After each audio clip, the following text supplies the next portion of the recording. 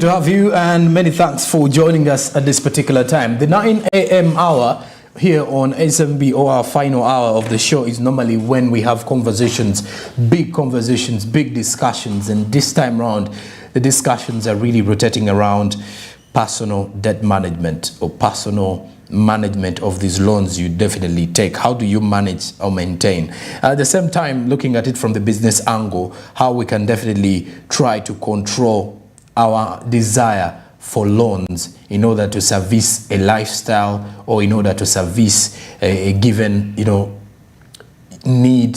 There are lots of reasons as to why people go in for loans, by the way. You can actually be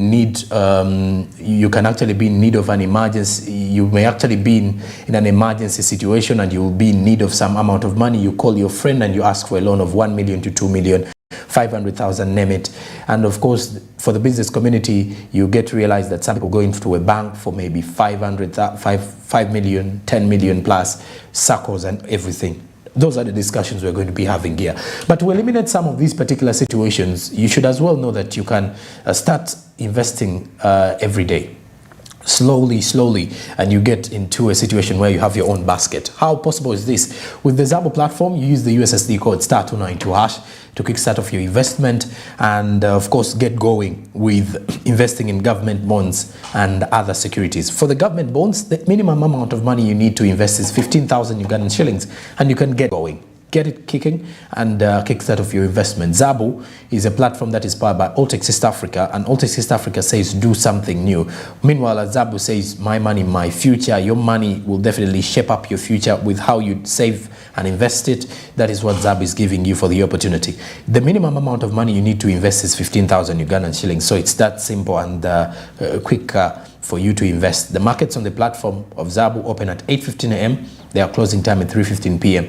You should note that these markets are fully closed during the weekends and on public holidays. And must I remind you that the only public holiday we have will come back in October.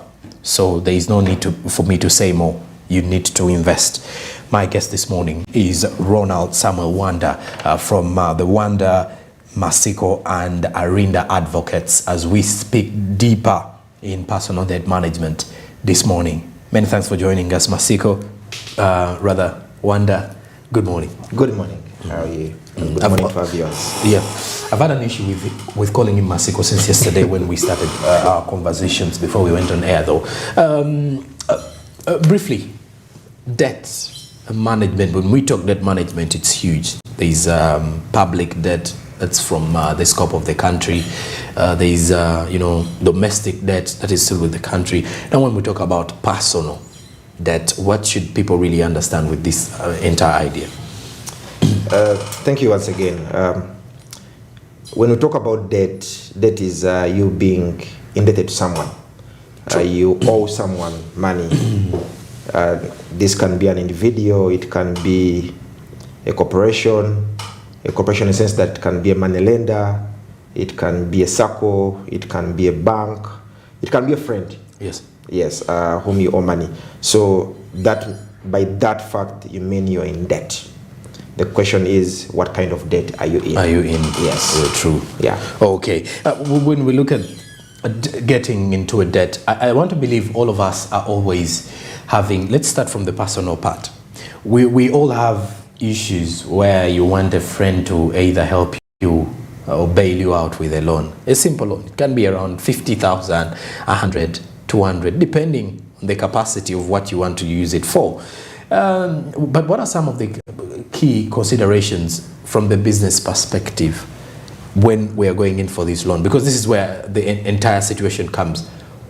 What to consider before going for a loan? Because at times there are issues that we can live without, but then there is always that thing that pushes you to go for this loan.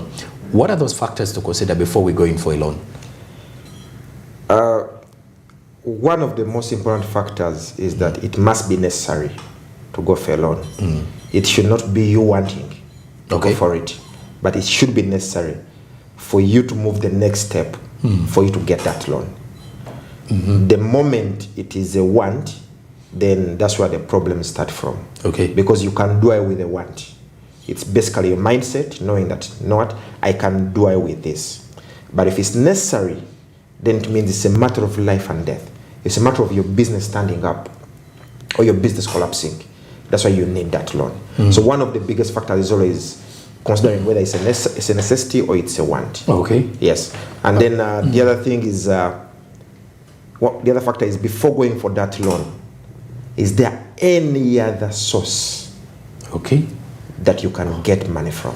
Before you go in for that loan? Before you go in for the loan. Okay. The loan should not be your priority in trying to solve your money problem. It should be the other step after failing to get money. It should be the plan B of... It should be a plan B. Okay. Why do I say it should be a plan B? Is very few entities would give you a loan unconditionally. Most of them will give you a loan with interest, stringent measures, and you have to pay it in a particular timeline. That's what I'm saying it should be your plan B. You could be in position, there are loans which are not gotten from entities or money lenders.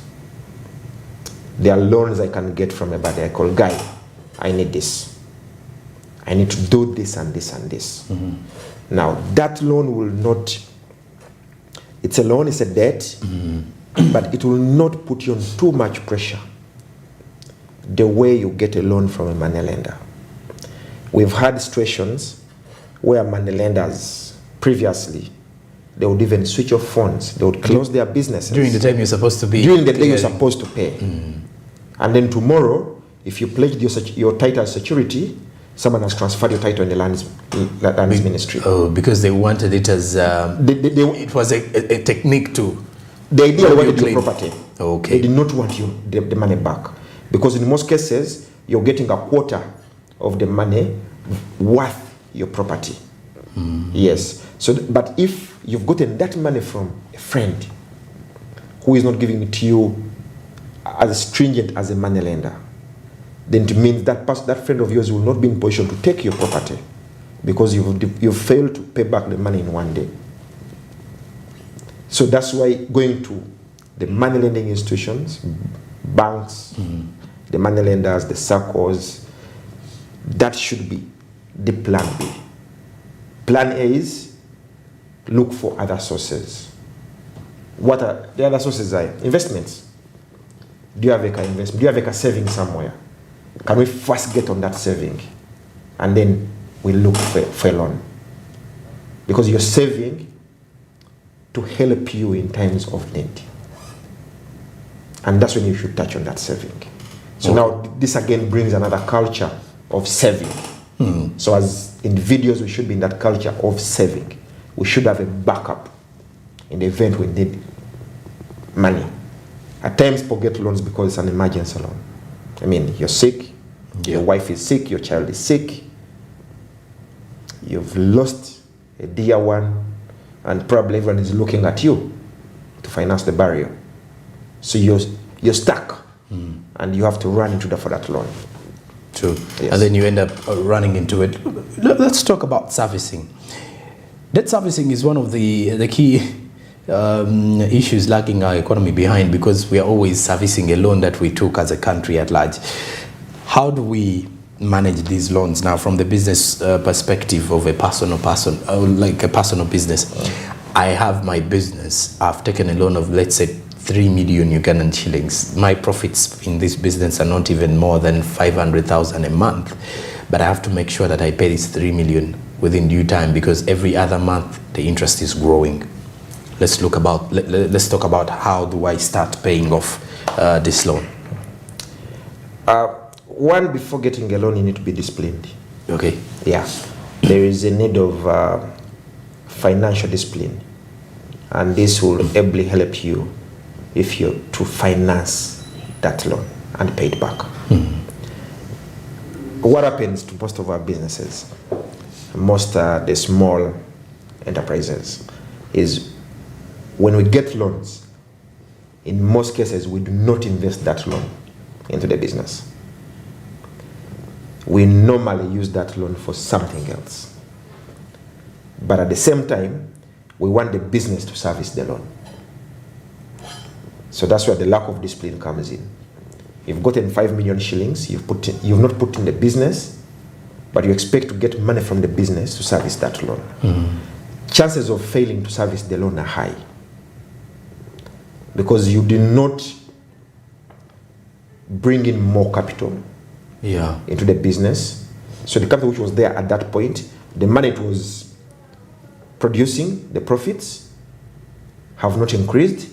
But the reason why you went for the loan, because you could not get profits from your business. From your business. Yes. So you thought by getting the loan, you would be increasing some of these profits, or at least expanding the revenue. See, you get a loan to solve another problem.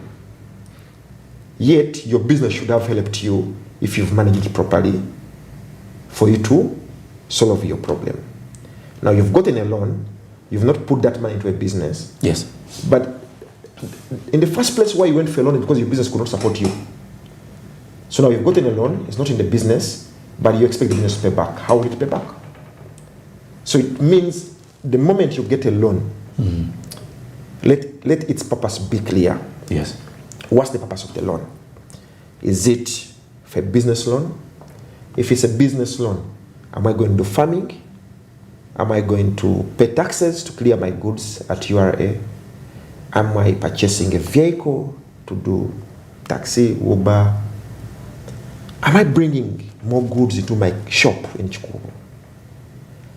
The purpose why you've gotten the loan should be the exact thing you use that loan for. Okay. Yes. Anyways, let's talk about getting money out of the business and putting it into our personal lives. We've seen most of the Ugandans do this quite often, and it has actually led to the death of many businesses. Why? Because at times you realize that we never separate the business money from our personal money, because it's my business, of course. I feel like if it's my business, that means I can eat off it and still survive. I think these are some of the reasons as why others actually go in for loans, and surprisingly, when they go in for these loans, they tend to use this loan for their own benefit, which was meant to be a business loan. How do we get out of this kind of situation? Let's first talk about getting out of it, because you get to realize that you've mentioned discipline, but then once the ship has already sunk, how are you getting it out?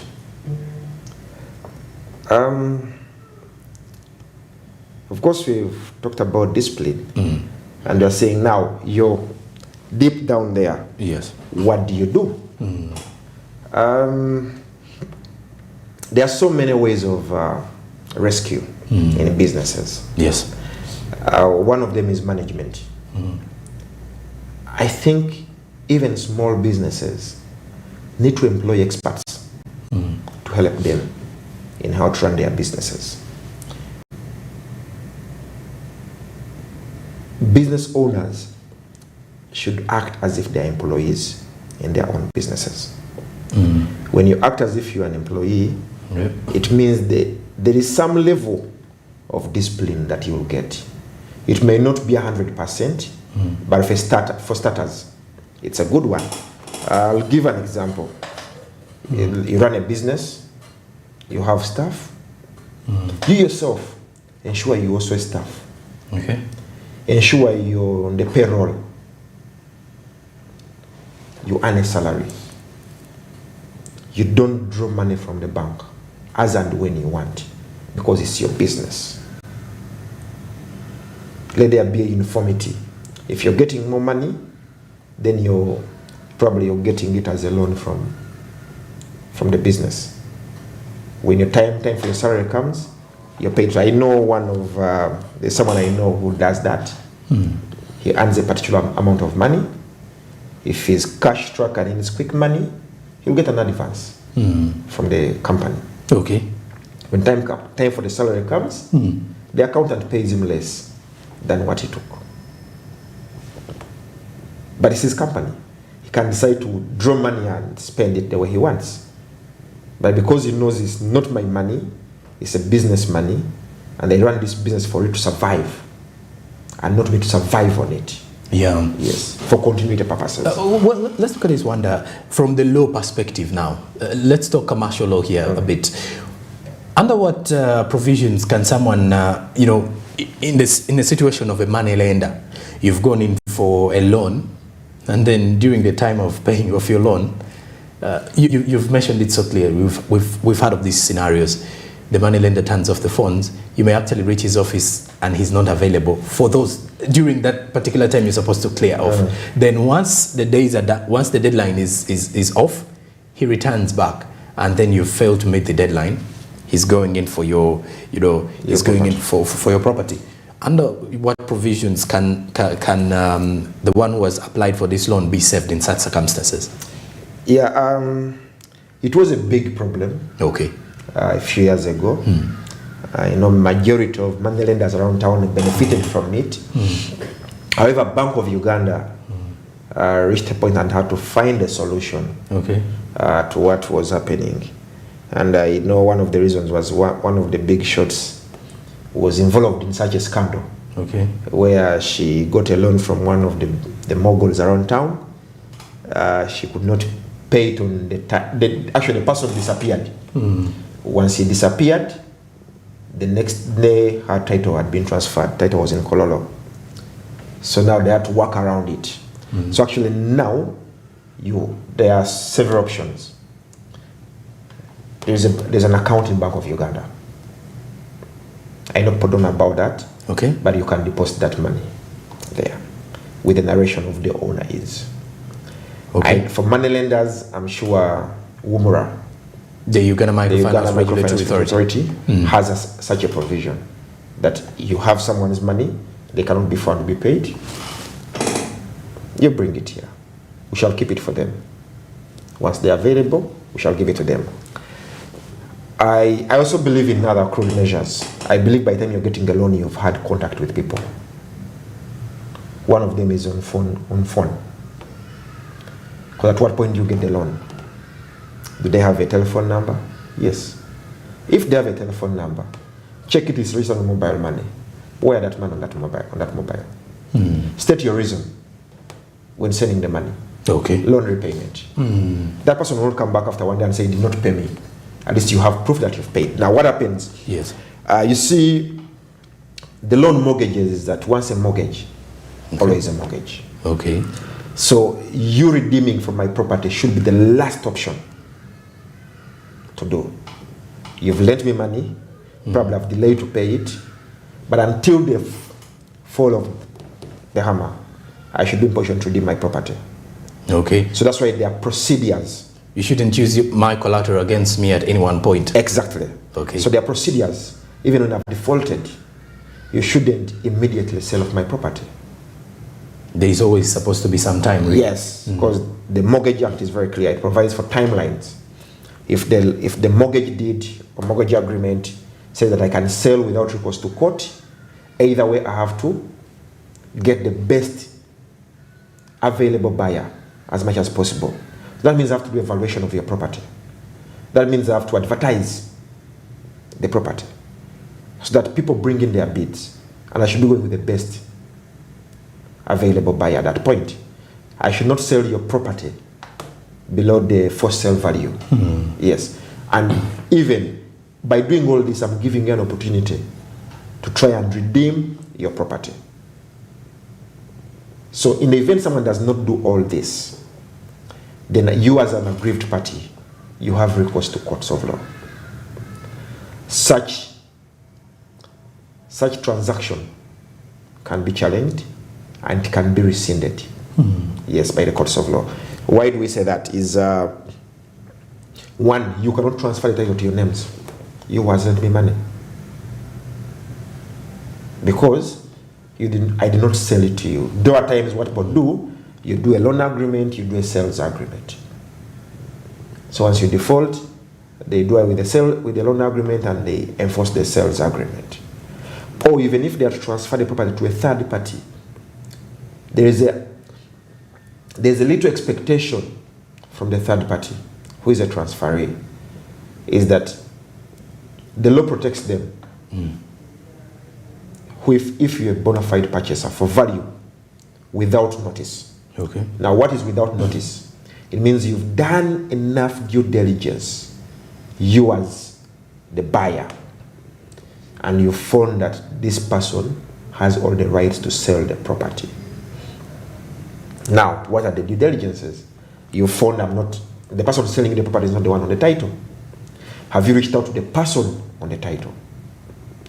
Whether they have given authority for this person to sell their land. If this person is selling as a mortgagee, someone who has a mortgage on the title. Okay. Have you bothered as a buyer tried to follow up if this person has followed the necessary procedure as a mortgagee to sell off that title? Okay. Yeah. So I'm not saying that people should not pay their debts. Okay. But they should as well know that you can't lose your property just like that. Yes, you cannot lose your property just like that. Have the discipline, pay your debt, because the debt will be a debt. True. It will never go away. It doesn't go away by technicality. Once you've taken money, you have to pay it back. True. Yes. So in simple terms, for clarity, he's not telling you to shun away from paying your debts. You know, most of the Ugandans fail to understand how law operates. They normally want it to always rotate around their own benefits, by the way. So our conversations here are really rotating around personal debt management and really looking at how businesses can survive with or without loans, and how you can actually work upon clearing your your areas that you've actually taken to service your business or your personal lifestyle. But then when we do return, we want to look at the don'ts really and the do's of getting loans, because there is always a challenge of making decision making. Who should give you which particular loan? We need to have all those discussions. We need to really understand deeper in making sure that if you're a business person, where should you go for a specific loan? Should it be a SACCO? Should it be a microfinance? Should it be a commercial bank? Should it be an individual? Should it be a fellow business person or a relative? There are lots of options, by the way, when it comes to getting these loans. It can as well be a friend. And however, sometimes it becomes difficult if you give a loan to a friend. Paying back may be an issue, because in the long run, it can as well tarnish the friendship or the relationship the two of you have worked tooth and nail to at least establish for years and months in that order. Well, this is Smart Means Business, and this is our Business Insight. As we're heading to the break, the Zabu platform is powering all these conversations as well. *292# is the USSD code that you need to use to kickstart off your investment journey every single morning from Monday to Friday. 8:15 to 3:15 p.m. is the time when these markets are fully open. They're only fully closed away from the 3:15 p.m. time, and even during the weekends and on public holidays. Zabu says, my money, my future. Altex East Africa says, do something new. Need I say no? Of course, we definitely need to understand about investment. 15,000 Ugandan shillings is what you need for your investment Kickstarter. After the break, we continue with our conversations here as we are summing up with the Business Insight. Stick around. Good morning.